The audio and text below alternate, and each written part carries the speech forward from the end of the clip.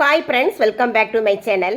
இன்றைக்கி நம்ம கொஞ்சம் வித்தியாசமாக ரொம்ப டேஸ்ட்டாக ஒரு கேசரி எப்படி பண்ணலான்னு பார்க்க போகிறோம். அதுக்கு முன்னாடி இது வரைக்கும் நம்ம சேனலை சப்ஸ்கிரைப் பண்ணாதவங்க மறக்காமல் லைக் பண்ணி சப்ஸ்கிரைப் பண்ணிவிட்டு பாருங்கள். வாங்க இப்போ வீடியோக்கு போகலாம்.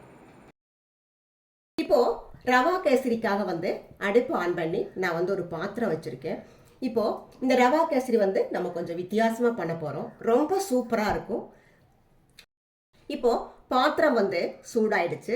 இப்போ இதில் ஃபஸ்ட்டு நம்ம ரவையை ஒன்று சேர்க்காம வெறுமனே நம்ம வறுத்துக்குவோம். ரவை நான் இந்த கப்பில் ஒரு கப் எடுத்திருக்கேன். அது ஏகதேசம் 250 கிராம் இருக்கும்.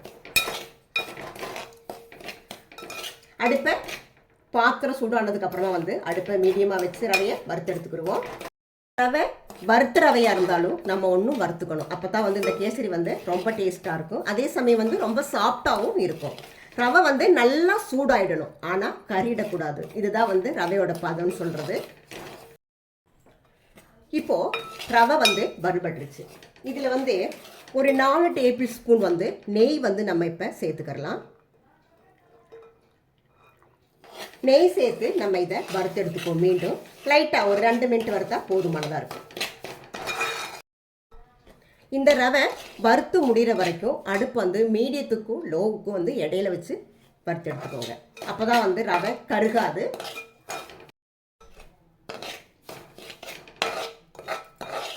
இந்த ரவை வறுபட்டுருச்சு. இப்போ நம்ம அடுப்பை ஆஃப் பண்ணிடலாம். இப்போ அடுப்பை ஆஃப் பண்ணிவிட்டு ஒரு 10லேருந்து 20 செகண்ட் வரைக்கும் இந்த ரவையை இந்த மாதிரி நான் கிளறி கொடுத்துக்கிட்டேன். இப்போது இதில் நம்ம ரவை எடுத்தோம் இல்லையா, அந்த கப்பில் 1 கப் நான் தேங்காய் பால் சேர்க்குறேன். 1 கப் ரவைக்கு 3 கப் தண்ணி அப்படிங்கிற அளவில் 1 கப் தேங்காய் பாலும் 2 கப் தண்ணியும் நான் அதில் சேர்த்துக்கிறேன்.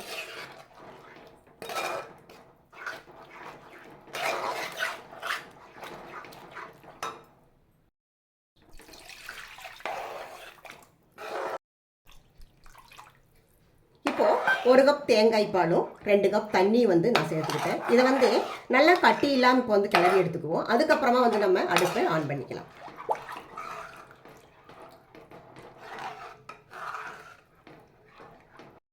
ஓரளவுக்கு கிளறி கொடுத்தாச்சு. இப்போ நம்ம அடுப்பை சிம்மில் வச்சுக்கலாம்.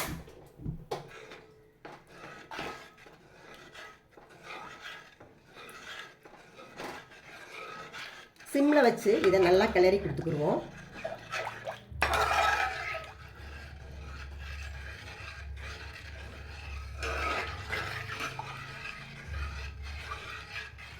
இது நல்லா கைவிடாமல் கிளறணும்.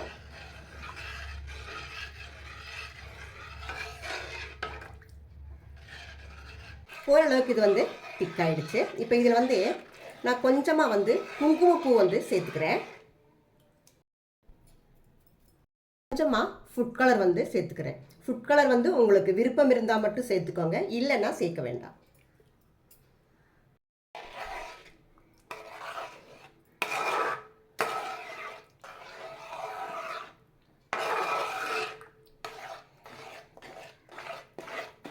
இப்போது இது இந்த அளவுக்கு திக்காயிடுச்சு. இப்போ இதில் 1 கப் ரவை எடுத்தோம் இல்லையா, இதில் நான் 1.5 கப் சுகர் சேர்க்குறேன். அதாவது ஒயிட் சுகர் தான் சேர்க்குறேன்.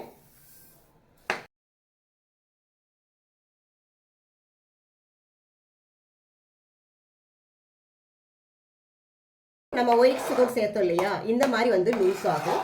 லூஸ் ஆகிட்டு மறுபடியும் இது திக்காயிடும்.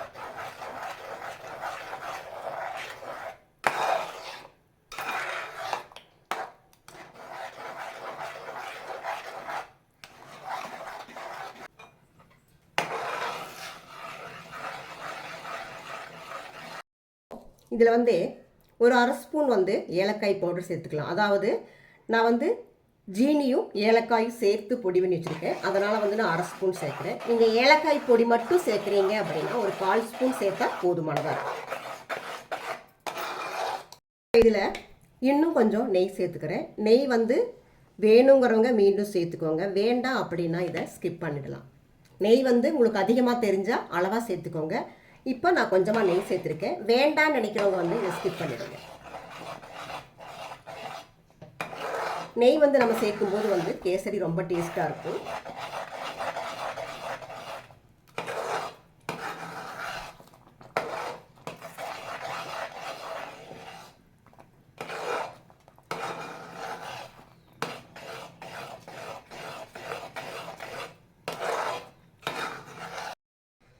இப்போது இதில் வந்து கொஞ்சமாக வந்து ரோஸ் வாட்டர் வந்து சேர்க்குறேன். அதாவது நம்ம இது வந்து குக்கிங்க்கு யூஸ் பண்ணுற ரோஸ் வாட்ரு.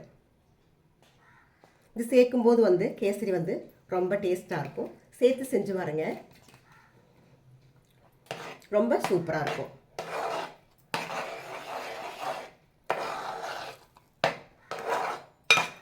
இதில் வந்து கிஸ்மிஸும் முந்திரியும் நெய்யில் வறுத்து வச்சுருக்கேன், அதை சேர்த்துக்கலாம்.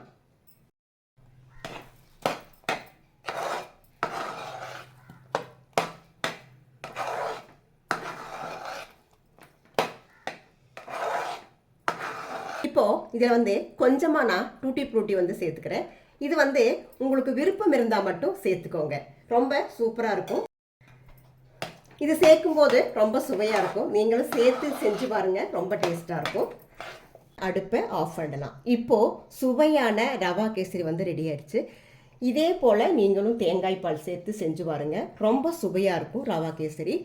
இதே போல் செய்து பார்த்து இந்த கேசரி உங்களுக்கு பிடிச்சிருந்தாலோ, நான் பண்ணுற வீடியோஸ் உங்களுக்கு பிடிச்சிருக்கு அப்படின்னாலோ மறக்காமல் நம்ம சேனலை சப்ஸ்கிரைப் பண்ணுங்கள், லைக் பண்ணுங்கள், கமெண்ட் பண்ணுங்கள், ஷேர் பண்ணுங்கள்.